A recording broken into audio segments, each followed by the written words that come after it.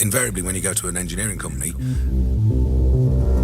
they don't give you the easiest jobs to look at. They give you the more difficult ones that they're struggling with. And if you can bring a solution to that problem, they'll value that immensely. Welcome to this week's MTD podcast, a complete engineering solution with a €1 billion organisation. We discuss all areas of engineering with Hoffman Group UK. I'm Giovanni Albanese, hosting today's show, a passionate engineer and proud member of the MTD team. Today, we have the pleasure of being joined from Phil Meacham, UK Regional Sales Manager at Hoffman Group UK. Welcome, Phil. Hello. Now, Phil, it's a massive organisation that you're working for. People, I don't believe, realise how big the Hoffman Group is. But before we get into the Hoffman Group and the solutions that the Hoffman Group can offer, how did you get into engineering? Well, I was an apprentice technician at a company called Clarkson International Cutting Tools, which were a reasonably large employer in Nuneaton, where I lived at the time. And I did a 5-year technical apprenticeship with them, served my time, did ONC, HNC, and then moved on to subcontract engineering, where I pretty much learned the trade. So I learned quite a bit of technical side of things from cutting tools at Clarkson's, but the actual real learning, I think, began when I was in the subcontract industry. Now, how did you get into engineering in the first place? What attracted you to engineering? Probably a bit lazy, in all fairness, as I think I mentioned to you when we were speaking earlier. A lot of my colleagues, the cohort from school, decided to go to technical college, and me being a lazy git, decided that perhaps wasn't for me. I'd like to be paid for my activities, and applied to one company, which was Clarkson's, and got the job. That's how I fell into I wouldn't call it a trap, but that's how I fell into engineering. I always had a passion for taking things to bits and mechanical products and so on. So it was something that interested me anyway. May I ask how long you've been in engineering for? Since I was 16, and I'm now 55, so It's a few years. Wow. I mean, so you had many years Indeed. Experience. Now, How long have you been with the Hoffman Group? Since we started in the UK, which is 2007, but I was also with a company called Pershman, who started selling Hoffman Group products in the UK back in 2004. So I've had effectively, since 2004, really, I've been working for the company. I mean, the group. In one of my previous roles, I was involved with work holding, and I used to come across the Hoffman Group, but I didn't realise how big of an organisation you are. Can you kind of give us a little bit of an insight into the Hoffman Group worldwide? Sure. As you say, we're not as well known as we perhaps are in the rest of Europe. We did start officially as Hoffman UK Quality Tools Limited in the UK in 2007. The company itself celebrated its centenary last year, so we've been around for quite some time. The Hoffman Group itself is made up of a number of individual partner companies, the largest of which is Hoffman. They're based in Munich. They've been servicing the requirements of customers for engineering tools, as I've said already, for 100 years. There are other businesses which are partnered with that company called Pershman. There's another one called Altrugger. These are all German companies who had very similar ideas about how they could bring the very best products to customers, and if they pooled their resources, they could reach a lot more people. So the Hoffman Group was formed. They have a single catalogue. They have a larger buying power, obviously together. They sell through 50 countries globally, the majority of which would be through Europe, recently branched out into the Americas, the Asian continent as well, and indeed China and Australia and various other parts of the world. It's a €1 billion business. That is phenomenal. There's not many €1 billion businesses in the world at all. Now, in your opinion, what makes Hoffman Group so successful? It's actually 1.4 billion. You're on the right numbers, but that's by the by. What makes them so? We bring to customers products that we have looked into and we believe are the best solution for a customer's problems. Invariably, when you go to an engineering company, they don't give you the easiest jobs to look at. They give you the more difficult ones, the ones that they're struggling with. And if you can bring a solution to that problem, they'll value that immensely. And that's pretty much how Hoffman started, resolving problems for people. And we call ourselves a system partner. We don't just call ourselves another supplier. We like to integrate with people's ERP systems. We can purchase from us via the internet, via our e-shop. They can send us faxes. I mean, that's a bit archaic these days, but email. We'll take orders from people in any which way, bits of paper, doesn't really matter. But the products that we have are all extremely high quality. In fact, the strapline on our logo used to say, up until about 3 years ago, the quality company. So it's all about the quality of the product, and that differentiates us greatly from a lot of other suppliers. But it's not just about the quality of the products. I mean, all of the staff that work for the Hoffman Group in the UK, they're all highly technical people that can solve the problems and can select the appropriate product for the appropriate application, because there's so many different ways to skin a cat. I mean, we went to visit a few companies last year, Phil. You know, a big aerospace company, for example, you incorporated one of your special drills and it saved them around £40,000 a year just from the implementation of one drill. But you have so many different products, from cutting tools, vending solutions, tooling. The products are one thing and they are quality. They've got to be quality. But how do you, from such a big portfolio, how do you choose the right product? Well, the way that the business operates is we have specialists in each area. So each one of our employees out on the road, the area sales managers, as we have, each one of those are time-served engineers. So we are able to give the advice that customers need at the point of use. But in addition to those individuals, we then have a group of specialists. So we have metrology technicians, we have cutting tool technicians, we have a workstation and storage technician, a number of them you've met today. We also have now PPE specialists. So where there is more detailed knowledge required or an in-depth study required, we would bring that individual specialist into the company to offer even more assistance in deciding which is the most appropriate tool, where, or whatever it might be. And that format is followed through globally for Hoffman. So being able to offer an engineering solution to a customer that we believe is the best comes from the knowledge that we've got of the products and their requirements. So understanding what their needs are, first of all, is the most important. What are the drivers in their business? Is it saving time? Is it longevity on the tools? Or is it organising themselves better with workstation equipment, this type of thing?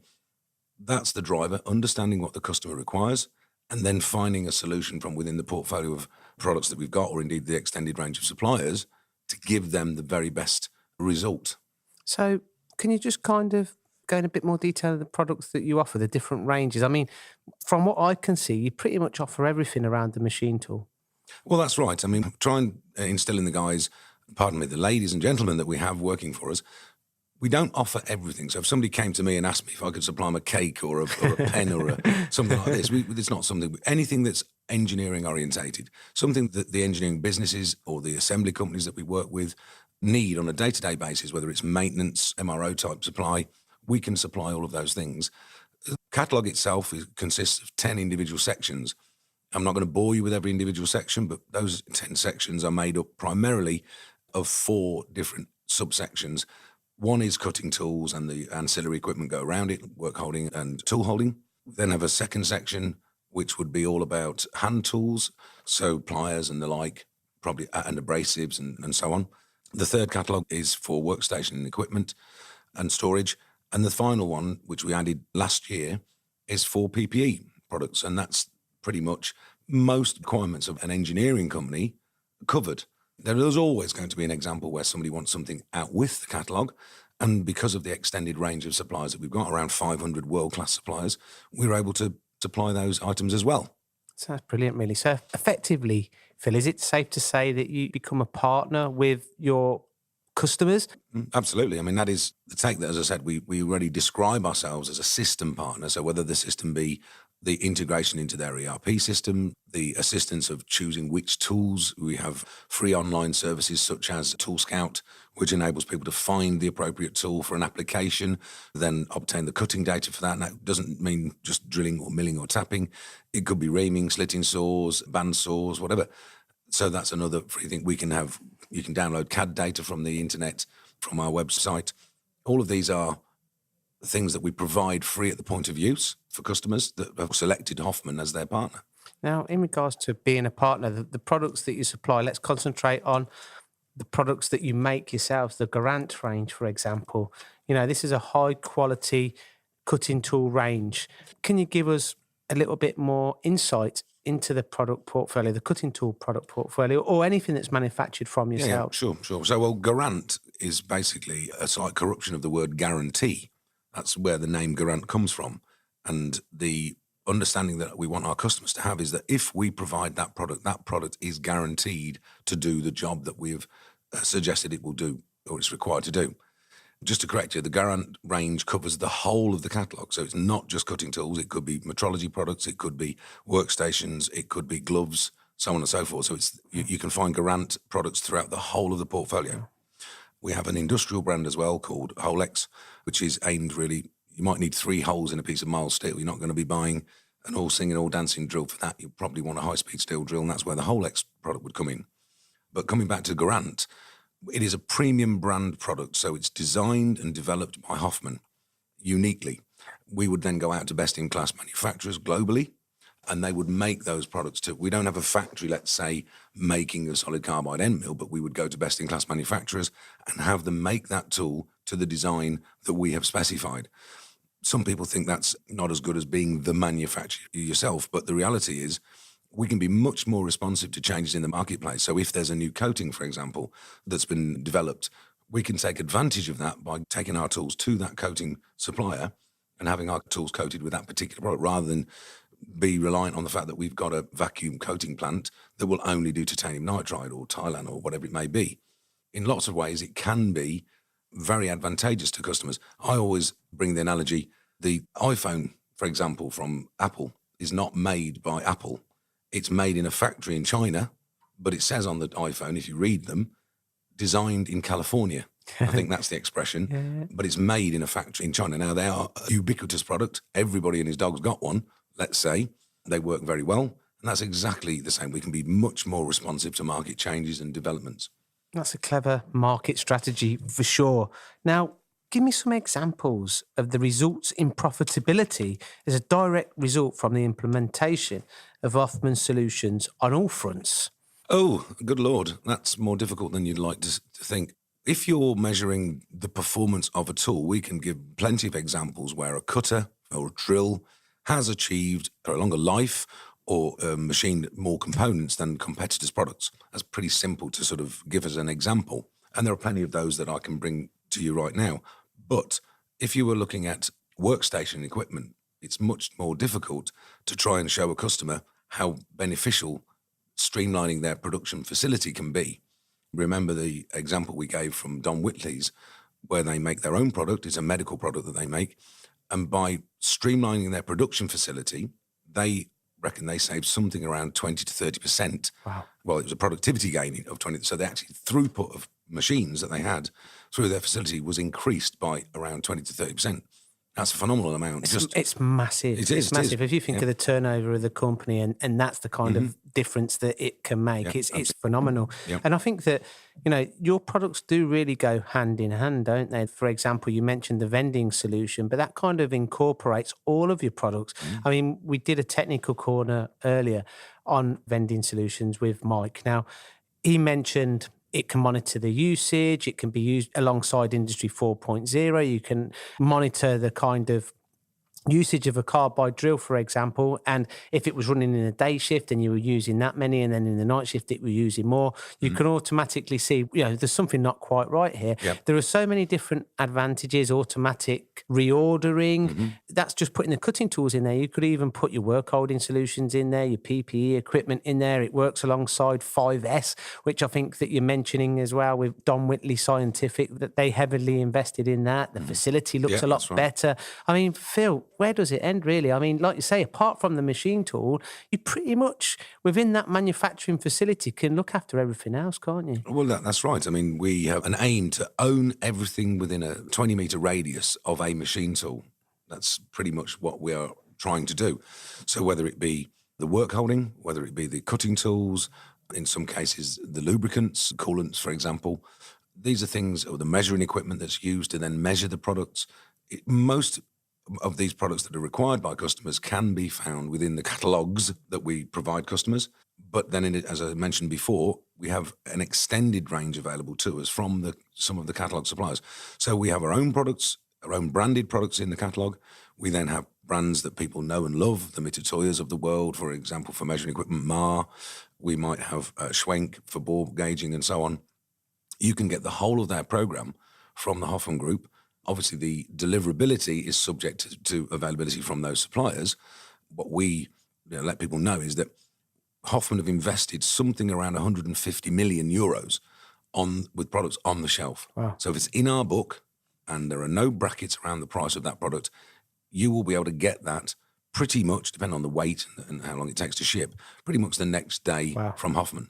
And that's phenomenal. So the service levels that you'll enjoy as a customer from Hoffmann are extremely high. And most of the customers that we speak to compliment us on the service supply that we offer them. If we then need something out with the catalogue, the lead times might be a little longer, but they're comparable with other suppliers. But of course, they've got a single point to purchase from. They can do that electronically, which a lot of them enjoy. So over 60% of our turnover is electronic. So, nobody touches it. The customer goes online, they select the products which they're familiar with, or maybe not familiar with. They can search online. It's a very effective search engine that we have. And you can select the product. It shows you the actual price that you as the customer are going to pay there and then.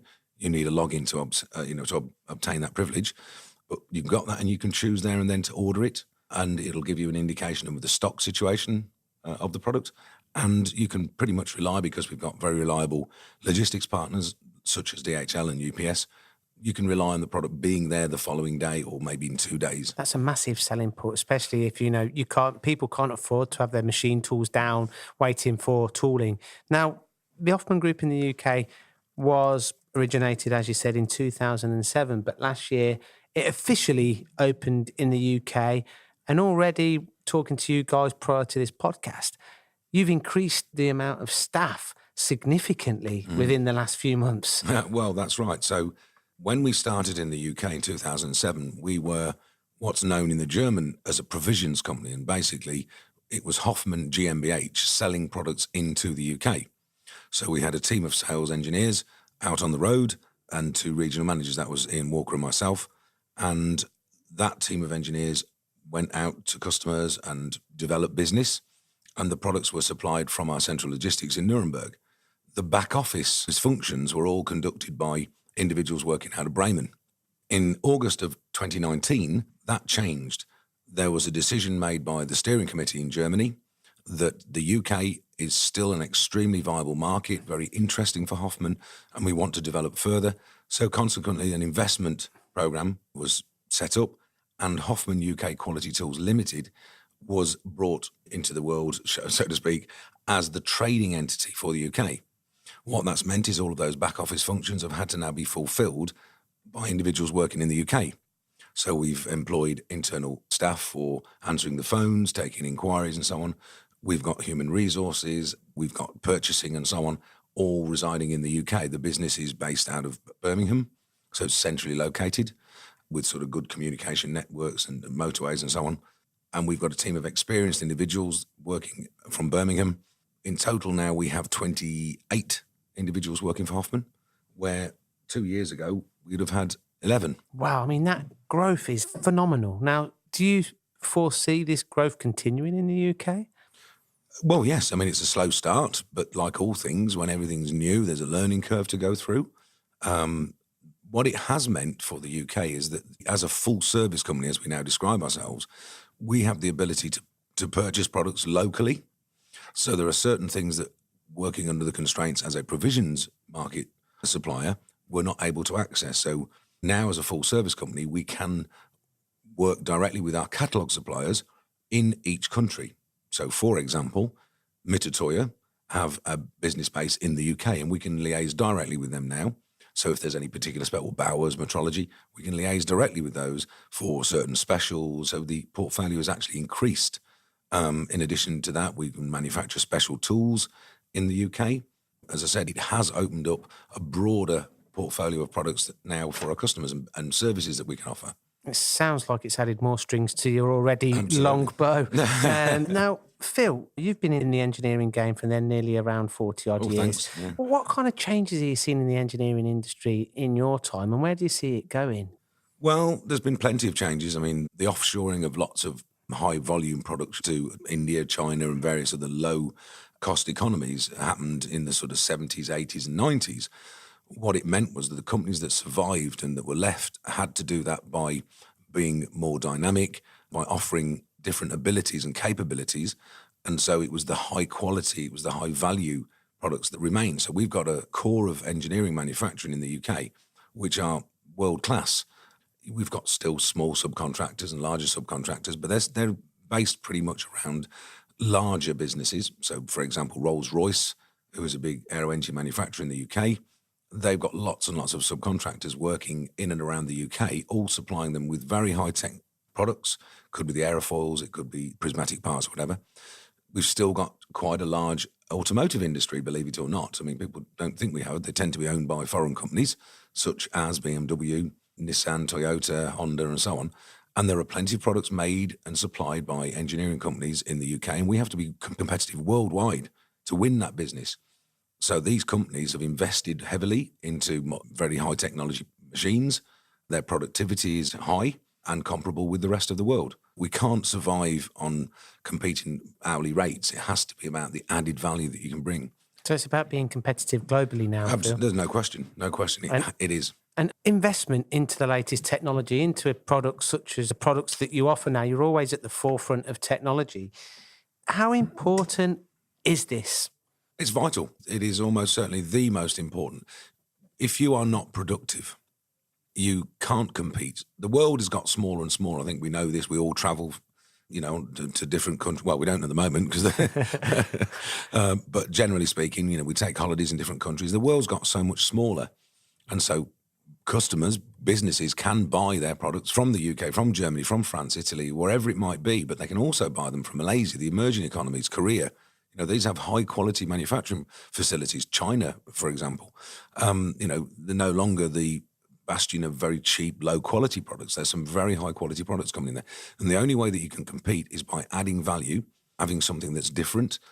You can produce it faster to a higher standard and so on. And that's where we come in to try and aid customers, primarily engineering customers in the UK. It doesn't have to be an engineering company, in maximising their performance of their machines, get them working 24/7 instead of, part-time. This is the lights out working is what people are wanting. I mean, you mentioned that you've employed, nearly doubled the staff within your organisation in the UK. Do you think that there's still problems with the skills gap in the UK? Yes, definitely. I mean, there's a necessity really for businesses to invest in youngsters or people and train them, because without that knowledge, we're not going to survive. We have to have highly skilled individuals, people that are flexible, that can turn their hands to various different things. Obviously, the development of CAM machining has meant that, you can manufacture a product in the UK as you can manufacture it in Poland or wherever else. It doesn't really matter. The thing that makes the difference are the people. We've got a very good skilled workforce, but we need to ensure that we've got youngsters coming through to continue that.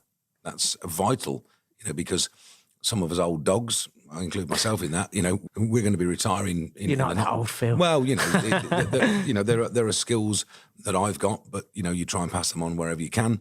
They're not always valid or valuable, because there might be new techniques that have been developed, but that needs to be embraced by the youngsters that are coming through so that we can continue onwards. I mean, not just within your organisation. I mean, the skill that you've got within your organisation, especially with your external team that are visiting companies and selecting the appropriate products for their applications, is a big selling point for you, I would say, because I would assume that they're coming to you for application knowledge because they may not have that kind of knowledge within their own organisations to a certain degree in some circumstances.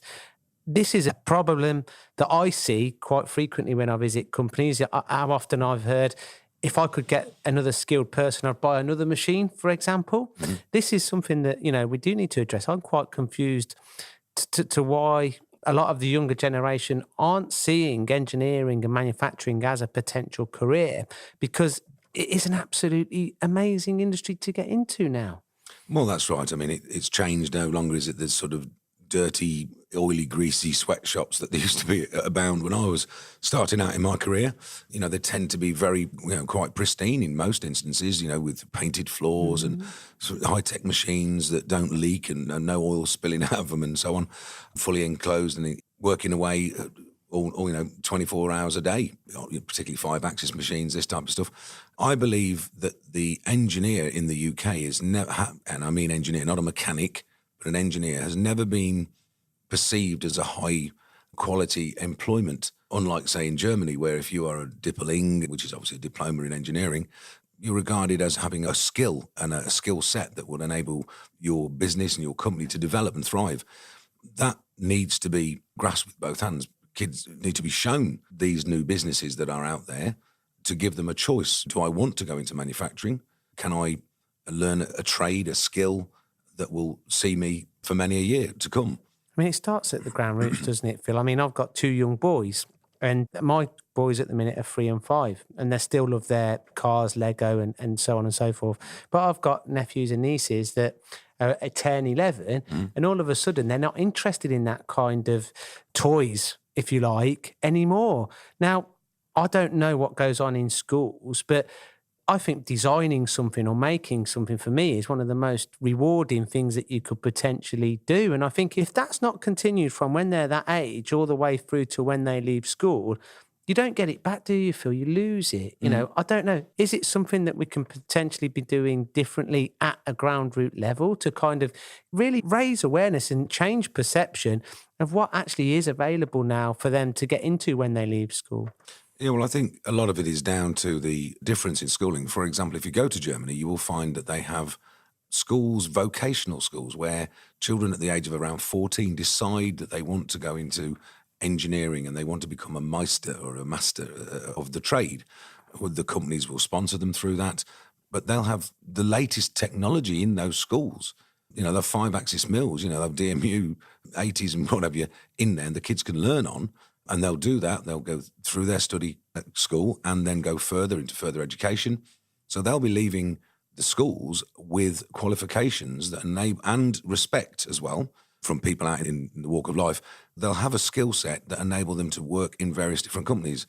It's no wonder that the German manufacturing industry has thrived because of that way that their schooling has been steered, or it's different. In the UK, a lot of people think, well, I don't want to get my hands dirty and be a greasy engineer, but really they have got no idea. It's not like that no more. It's not really like that. It's very much different. So a lot of design is done on the CAD, and then you can implement that directly through the CAM systems onto the machine tools.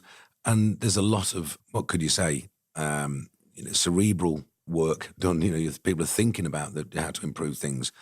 There's no longer standing on a duckboard 24/7, getting your hands dirty, going home stinking of smelly suds. That's not how things are. No, and I think really we should be taking school kids out to businesses to show them just what the opportunities are and how things can be different. So I think that would be a brilliant idea. Yeah. Yeah, I mean, this is quite a funny story, Phil. You mentioned Nuneaton. I think prior to this podcast, you mentioned North Warwickshire and Inkley College, where I did my engineering apprenticeship. Yeah. I revisited that college last year, and they've still got the old lathes that I actually done my apprenticeship on nearly 20, 25 years Correct. ago. Now, you just mentioned in Germany they're using all the latest technology, the latest CNC. So as soon as they come out of that apprenticeship, they're actually working on the machines that they've worked on at college, rather than being a bit behind and having to relearn then in their placement. Yeah, absolutely. I mean, as I mentioned, I also attended NWCTA, and you're right, the machines haven't changed. You need a basic understanding and knowledge of engineering, so grinding a cutting tool, understanding about the geometries of the tools and so on.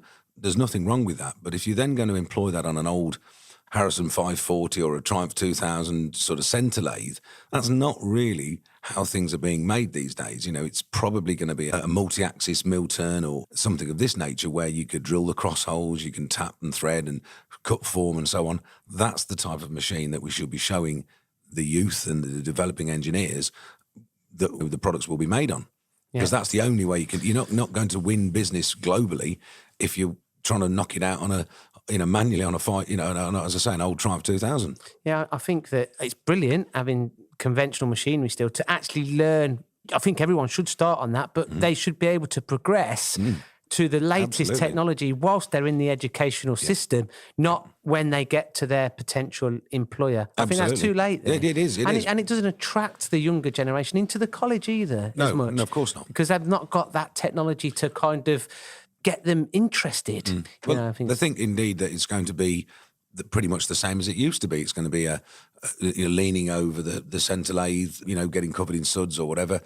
That's not how things are. Yeah, I visited DMG Murray last year with colleagues where we conduct our tool trials, and when we're developing in Germany, Phil. in Germany, this is actually in a place called Fronten, and it was really, really interesting to see their school. They have in their facility for their apprentices, and the machines that they are building in Fronten are the machines that the guys are using to machine the parts on. So these are 17-year-olds that have come out of these, I think they're called habiteurs, and they come straight out of these schools and go in to the factories, as it were, and they are using the most up-to-date and current machines to work on. Yeah, I mean, it really just goes to show that maybe we need to kind of take a leaf out of there. But Phil, I could talk all day about some of these subjects, but I'm gonna have to kind of cut this podcast short now. But Phil, any last thoughts? No, I think we just keep persevering. There's a very, very strong, dynamic base of manufacturers in the UK, and we've got to build on that. No, Phil, it's been an absolute pleasure having you today. Now, any listeners, please let us know what you think about the subjects that we've discussed today. If you've got any queries about some of the products that Hoffmann offer, let them know. But please subscribe to the MTD podcast, and until next week, we'll see you then. Bye-bye. Bye. Thanks for listening to the MTD podcast. If you found value in this episode, please subscribe and leave a rating and review. Find more episodes on mtdcnc.com.